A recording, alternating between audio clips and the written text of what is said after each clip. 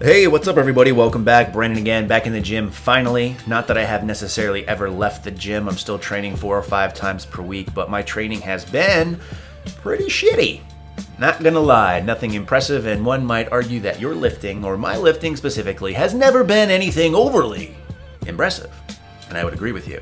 But one of the reasons why I haven't been filming much is because I haven't really been on any kind of plan or progression, really for the most part, since my last USAPL meet. Now I did do a little bit of a volume block, but with work, with getting ready for the wedding, with having to travel and do a lot of stuff, I just haven't been able to be consistent with any training program, and I'm really kind of spinning my wheels right now, and that's one of the reasons why I haven't been filming my actual training, because there's nothing to show you. Now maybe if I decapitated myself, maybe if I hit a PR, I would show you, but literally it's just been me going into the gym and pretty much either benching, squatting, or deadlifting with no real plan in place. And I'm kind of okay with that for the most part, only because I know that after the wedding, I'm going to get back on track, and then I can start whipping out some really great titles like Don't Call It a Comeback, or Back in the Gym, The Struggle is Real, Post-Wedding Gains, whatever you want to say. I have a plethora of shitty ass titles that I can use. Now for this particular day, what you're seeing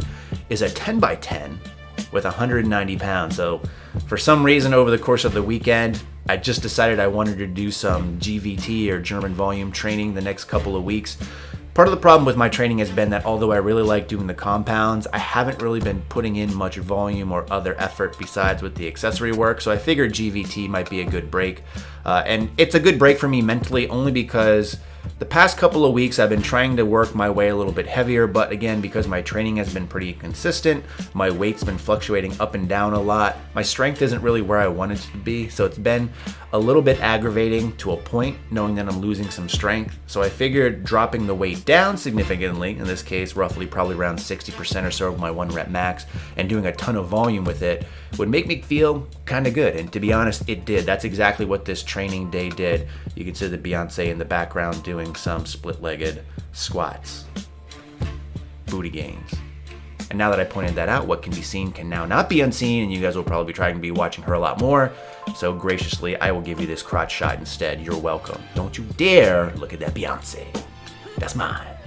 But that being said, this workout was really interesting only because, again, I haven't done any kind of GVT style programming in years and years and years.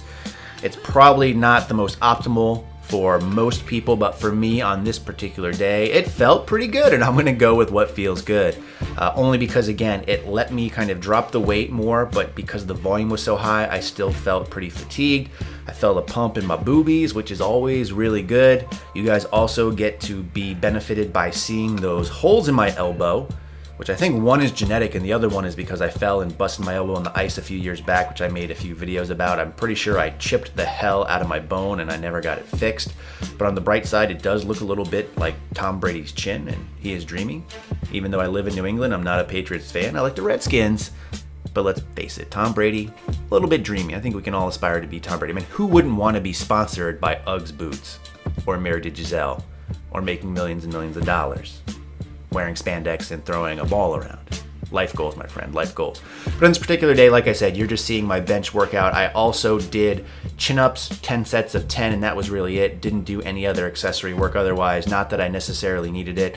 If you guys are out there and have done any kind of German volume training before in the past, you know that even though in some cases when you first start out, it might not seem that difficult, but because of the volume, you will definitely be sore, so I'm sure I'll be feeling this.